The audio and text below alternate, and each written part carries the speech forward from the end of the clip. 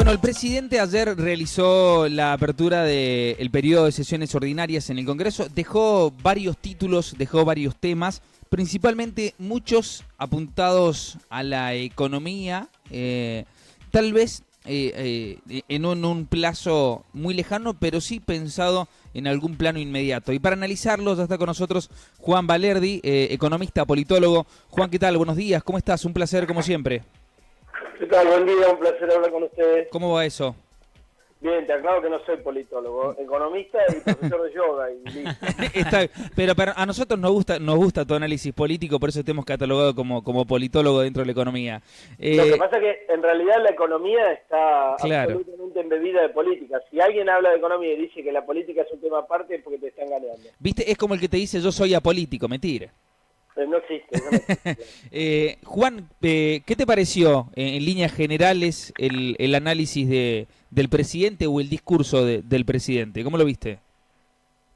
Bueno, en principio si cumple con la mitad de lo que promete respecto de los avances en juzgar, por ejemplo, a los que nos endeudaron por varias décadas y en encarar la negociación con el FMI desde la base de que esos fondos fueron un aporte de campaña para Macri y una cosa fraudulenta, es genial. Pero los abogados tienen un dicho en latín que es res non verba, hechos no palabras.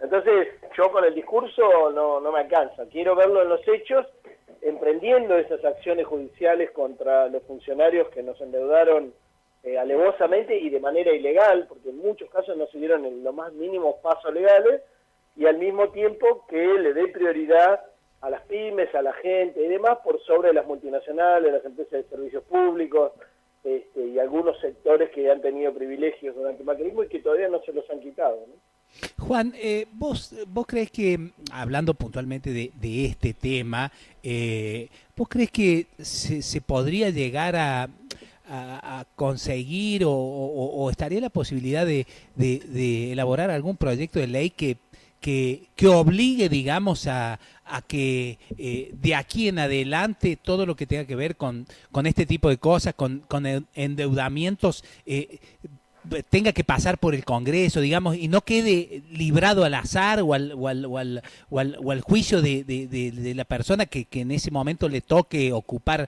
la presidencia? ¿Vos creés que esto se podría llegar a hacer? El proyecto de ley se puede hacer, lo que no se puede hacer es obligar a que en el futuro lo cumplan. Te doy un ejemplo.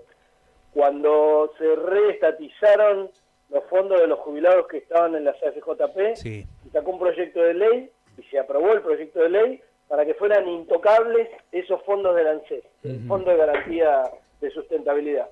Sin embargo, el macrismo le pasó por arriba a esa ley, inventó una supuesta repatriación histórica, bla, bla, bla, y ahí mismo metió las bases para meterle mano a esos fondos y lo hizo. O sea que, en realidad, cualquier gobierno que tenga poder, y ese poder se construye de muchas formas, Sí. uno es a través de manipulaciones mediáticas, del lawfare, del apoyo externo, de los fondos ilimitados de préstamo y demás. Un gobierno que construye poder tranquilamente puede pasarle por encima a las leyes previas que se hayan hecho.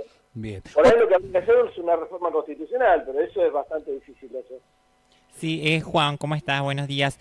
Bueno, dijiste que no sos politólogo, pero sí sos un ciudadano argentino. Y una de las palabras que dijo que se hizo eco y hasta hoy en la mañana, que el Poder Judicial está en crisis. ¿Qué decís? ¿Que va a salir la justicia a contestarle? Bueno, ya salieron, lo que pasa es que la justicia, no la justicia, sino unos sectores importantes del Poder Judicial, que son los que están en el centro de esta corrupción y de esta funcionamiento para otros poderes que no son los poderes a los que debería responder, que es el de los ciudadanos, el de la democracia y demás. Ellos no responden de manera directa, sino que habitualmente lo que hacen es responder a través de artículos que sacan sus mercenarios. Por ejemplo, hay un artículo de Tenenbaum hoy que habla de eso y donde su supuesta neutralidad queda absolutamente fuera de discusión. También salió a hablar Stornelli y a tratar de complicarlo a Alberto diciendo, bueno, cuando se juntaba conmigo no pensaba lo mismo y demás. Así que las respuestas son todas bastante arteras, por decirlo de alguna manera, y nunca van a ir de frente porque en realidad tienen mucho más para esconder, digamos, y oscurecer que para transparentar o para debatir. Juan, con respecto a esto, por allí, de algunos sectores, dependiendo el diario que abrieras, era el título que tomabas con respecto a la charla, a la exposición de Alberto Fernández. Algunos lo apuntaban esto, ¿no?, como un discurso apuntado hacia la justicia, otros lo plantean como un discurso donde él lo toma, vamos a hablarlo en criollo, lo toma de los pelos y lo pone a Macri en el seno y en el juego de la política, y otros lo plantean como un discurso con acciones tal vez económicas, pero a la vez falto de planes económicos. A tu análisis, ¿en qué crees que estuvo centrado o cuál fue el eje principal de Alberto Fernández? A tu análisis. Bueno, yo no vi efectivamente que haya algún planteo de un proyecto de país, eso faltó, y tampoco vi que haya medidas concretas en las cuales va a influir fuertemente en la forma que vamos a negociar con el FMI, porque lo que haya de juzgamiento de Macri y compañía tiene que ver con cuestiones locales y no con el FMI. Y en ese sentido, confiar en la autocrítica y en la autoauditoría que va a hacer el FMI, valga la redundancia, sí, lo veo bastante complicado, porque ya lo han hecho en otros momentos, como durante la convertibilidad del 2001, hicieron una autocrítica que fue bastante lavadita y que no tuvo consecuencias. O sea que la centralidad que yo vi del discurso, que duró 2 horas, es en decir cuánto se hizo a pesar de la pandemia, cuán pesada es la herencia del macrismo, lo cual es absolutamente cierto y nadie tiene dudas de eso, pero se invirtió poco tiempo en decir qué es lo que se está construyendo a futuro. Ahí me quedó un sabor a poco. Juan, una de las frases que él dijo ayer en las 2 horas dice: el único apuro que tiene nuestro gobierno es poner de pie a millones de familias que han quedado sumidas en la pobreza. ¿Cómo va a ser? Dentro de 3 años tiene que entregarlo, más un año de pandemia que lo llevó. ¿Lo va a lograr, aunque sea un porcentaje? Bueno, yo te puedo decir cómo no lo va a lograr, porque he tenido bastante polémica en las últimas 2 semanas y me he ganado unos cuantos enojos de la clase media, pero lamentablemente, si vos lo que estás es luchando contra la pobreza y la indigencia, y ese mismo Estado que dice que no tiene recursos, por ejemplo, para seguir pagando un IFE a los que están más complicados, le baja el impuesto a las ganancias a la clase media que gana entre 100 y 175 mil pesos, se lo exime, digamos, entonces tenemos un camino complicado. Salvo que me dijeras, hago eso, pero al mismo tiempo les empiezo a cobrar en serio a los ricos, a las multinacionales y a las grandes empresas, pero al mismo tiempo esta semana, que pasó desapercibido, salió un blanqueo de capitales, otro blanqueo de capitales, claro. Cada gobierno tiene el suyo, en el cual solo le cobras el 5% a los que han evadido impuestos a la ganancia, bienes personales y demás, y se han llevado la plata al exterior, por ejemplo, y probablemente ahí entre las 950 cuentas y personas que Abad tenía cajoneadas en la FI que vinieron a través de los convenios de la OCDE, ¿no? Aprovecho y te pregunto con respecto a esto. Demasiada generosidad para la gente que es rica y no paga impuestos, y en este caso a la clase media le dicen, como ellos no pagan, los ricos, las multinacionales, vos tampoco tenés que pagar. Justo dijiste ahí multinacionales, aprovecho, ¿crees que puede ser viable el acuerdo multisectoral, teniendo en cuenta que cada uno va a tratar de beneficiar el famoso cada uno para su quintita? ¿Crees que puede ser posible este acuerdo multisectoral? Sí, pero creo que el gobierno le pone demasiado énfasis a las grandes empresas y no tanto a las pymes, que son mucho más formadoras de empleo y de producción y demás, y los formadores de precios son las grandes empresas, y esas empresas las está manejando con un pacto de caballeros como si se hubieran comportado bien en el pasado, y esto no es así. Así que esperar a que se comporten mal para ponerle sanciones en el futuro implica una pérdida de tiempo importante, y cada vez se van acercando las elecciones, y una reversión fuerte en las elecciones va a implicar que el gobierno tenga menos fuerza para imponer las cosas que tiene que imponer ahora. Juan, con respecto al acuerdo de precios, con respecto al acuerdo entre salarios, en un momento él hace referencia y dice que el objetivo es que los salarios le ganen a la inflación. Por lo que vos me planteás y haciendo tu análisis, yo no lo veo viable. viable es, lo que no es posible si el gobierno no controla la inflación de una manera mucho más firme y yendo al fondo de la cuestión. Si vos lo haces, como te decía, con Pacto de Caballero, estás al horno, con lista de precio máximo estás al horno, porque hay desabastecimiento, cosa que hoy se puede ver, Sí. con productos de primer nivel, digamos, que no aparecen en las góndolas, no están, y esa es la sanción que le pusieron los otros días, que no es una imputación, como ellos dicen, como dijo el presidente en un discurso, sino que es una especie de apercibimiento que dice, usted está produciendo menos de lo que debería, no hay stock, no está entregando, bla, bla, bla, tiene 5 días para ponerse al día. No hay ninguna imputación penal ni nada por el estilo. Se emperraron en ponerle el nombre de imputación para que parezca que están yendo a fondo, y lamentablemente eso no es así, ¿no?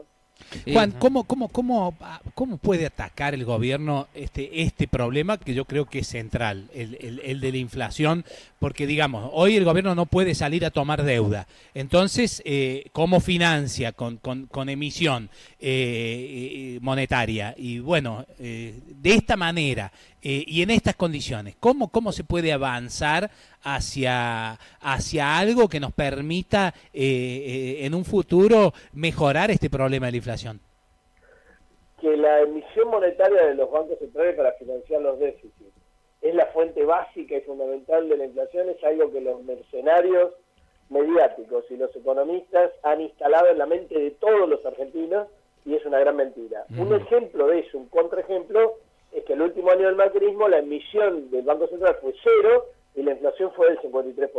Sí. En Estados Unidos, Europa y muchos países del mundo desarrollados, la pandemia y parte de la recesión incluso del año 2008-2009, de la crisis, se salvó, digamos, haciendo una emisión fortísima, y eso de ninguna manera subió la inflación que ellos tienen, que es bien por debajo del 4, 3, 2%. Entonces, la inflación en la Argentina tiene otras causas que existen en el mundo, pero en el mundo hay medidas que tienen que ver con atacar los monopolios y oligopolios que forman los precios de la cadena. Vos tenés que desde el Estado ver cuáles son las ganancias y cómo obtienen esas ganancias y de qué nivel. Regular, digamos. Y demás. Te tenés que meter adentro de las empresas, desde el Banco Central, desde la UIF, desde la FIP, desde todos los organismos que tengan algún tipo de actividad relacionada con las finanzas o los movimientos financieros y societarios de las empresas. Te tenés que meter a mirarle hasta última coma de la forma en que forman esos precios. No hay otra. No puedes terminar poniéndolo en una lista de precios al final, porque eso ya siempre en décadas ha salido mal en la Argentina. Bien, Juan, y otra de las frases que dijo: durante el 2020 se redujo un 18 puntos la inflación que heredamos en 2019. ¿Es correcto eso? Sí, claro, es correcto. El problema es que la vara quedó demasiado baja.